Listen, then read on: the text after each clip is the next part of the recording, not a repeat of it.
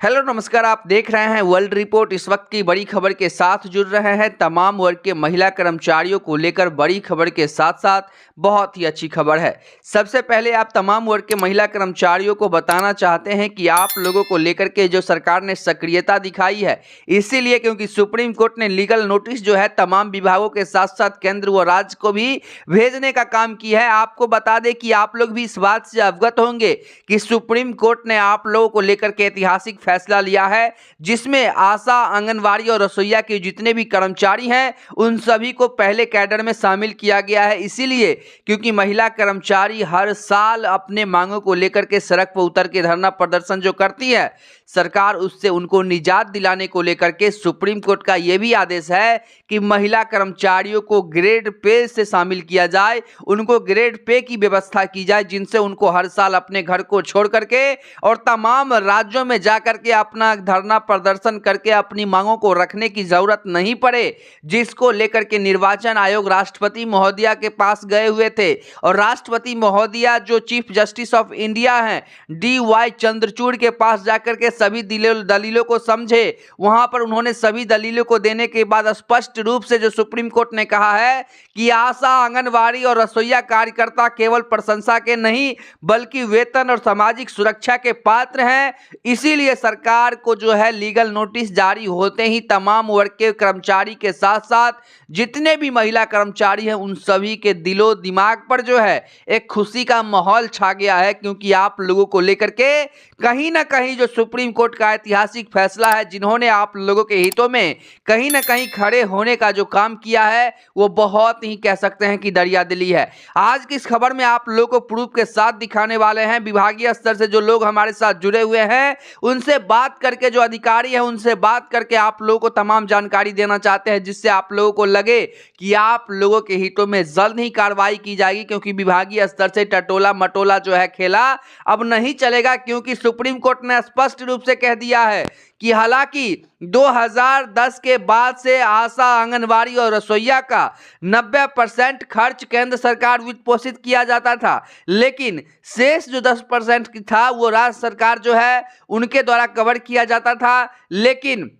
आंगनवाड़ी, आशा और रसोईया की जितने भी बहनें हैं केंद्रों के माध्यम से राज्य समय समय पर महिलाओं के लिए जो है लगातार रोजगार की अवसर प्रदान तो करता है, लेकिन सही और उचित जो उनको मिलना चाहिए, जैसे उचित मानदेय, आपको बता दें NPS, mediclaim policy, accidental insurance, सप्ताह में छुट्टी, राष्ट्रीय छुट्टी, EPFO, ESI, अनुकंपा, ग्रेचुएटी, रिटायरमेंट, तमाम तरह की जो फैसिलिटी है उससे उनको कवर किया जाना चाहिए था। और आपको बताना चाहेंगे कि 2010 के बाद ऐसा प्रावधान आया है कि 90% केंद्र सरकार और 10% राज्य सरकार, जैसा कि आप लोग खबर में देख भी रहे होंगे कि जो स्पष्ट रूप से हाईलाइटेड किया गया है। लेकिन आपको बता दें कि अभी की जो अपडेट है, मतलब कि ये 2022 के बाद जो अपडेट आई है कि महिला कर्मचारियों को लेकर के जो सुप्रीम कोर्ट का जो आदेश था कि 60% केंद्र सरकार, वहीं 40% के तहत स्क्रूटनी रेशियो के तहत जो है राज्य सरकार महिला कर्मचारियों को जो है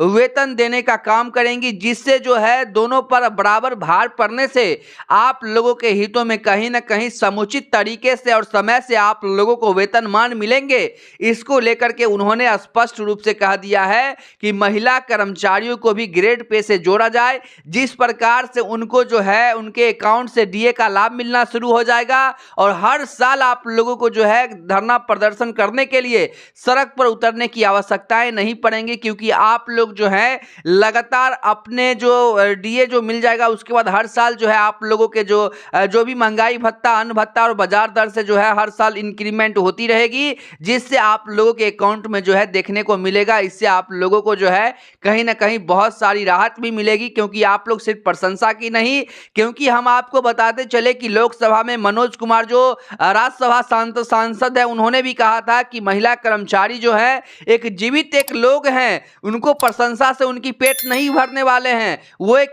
इंसान है, तो उन्होंने जब इस बात की दलील दी थी, वहां पर पीएम नरेंद्र मोदी भी अवेलेबल थे और उन्होंने इस बात को सुना था। तो सरकार कहीं ना कहीं आप लोगों के हितों में टाल रही थी, लेकिन सुप्रीम कोर्ट के आदेश के बाद सरकार आप लोगों के मांगों को टाल नहीं सकती है, क्योंकि आप लोगों को लेकर के सुप्रीम कोर्ट का जो ऐतिहासिक फैसला है वो बहुत ही सराहनीय है। इस बात को आप लोग भी जानते हैं। आगे आप लोगों को लेकर के क्या कुछ कहा गया है हम आपको बताना चाहते हैं कि कोविड-19 का भी आप लोगों का हर जिक्र में जो है कोविड-19 का जिक्र किया जाता है, इसीलिए क्योंकि उस समय में जो आप लोगों ने अपने अहम योगदान दिए वो कहीं से कभी भूला नहीं जा सकता है, जिसको लेकर के स्पष्ट तरीके से कहा गया है कि कोविड-19 निपटने के लिए लाखों फ्रंटलाइन स्वास्थ्य कार्यकर्ताओं की सेवा का उपयोग कर रहे थे। सरकार फ्रंटलाइन वर्कर की जो श्रेणी है उस समय आप लोगों को वही श्रेणी में रखा गया और लगातार जो है लाखों की संख्या में फ्रंटलाइन स्वास्थ्य कर्मचारियों से सरकार ने फायदा लिया। लेकिन उनमें से एकीकृत बाल विकास योजना, जिसमें जो है विभागों का नाम भी दर्शाया गया है, जैसा कि आप लोग देख भी रहे होंगे नीचे हाईलाइट किया गया है।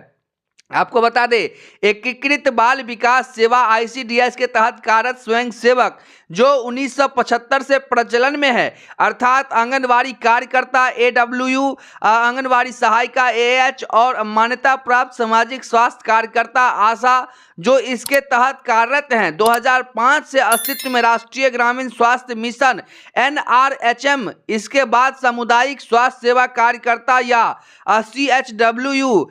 विशेष ध्यान देने योग्य है। सरकार के अनुसार 1.33 मिलियन आंगनवाड़ी कार्यकर्ता, आशा कार्यकर्ता, 1.5 मिलियन आशा कार्यकर्ता अपनी संबंधित योजनाओं के तहत वे कई कार्य प्रदान करते हैं, जैसे कि बच्चे की शारीरिक पोषण सहित और भावात्मक मानसिक स्वास्थ्य देखभाल, मातृ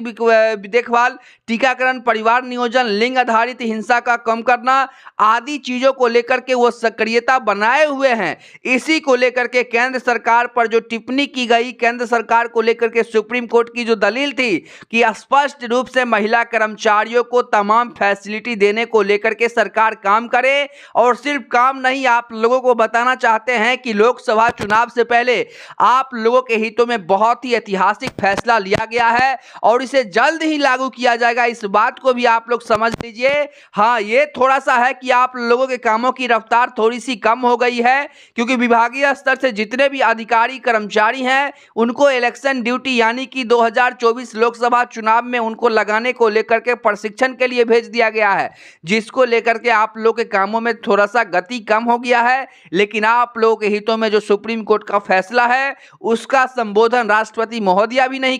ने किया है। आप लोग को बता दें कि राष्ट्रपति ने भी जो है इसका समर्थन किया है कि महिला कर्मचारियों को लेकर ये जायज मांग है, ये सही मांग है, ये उचित मांग है, जिसके तहत आप लोगों को तमाम फैसिलिटी देने को लेकर के सरकार काम करेगी। और महिला कर्मचारियों को लेकर के जो है जब ये ग्रेड पे लग जाएगा आप लोगों को एक्सटेंडर लेवल की मानदेय हो जाएगी, सहित आप लोगों को तमाम वो फैसिलिटी सरकार देने को लेकर के काम करेगी जो एक 4th ग्रेड कर्मचारियों को मिलती है। वो तमाम फैसिलिटी आप लोगों को सरकार देने को लेकर के काम करेगी।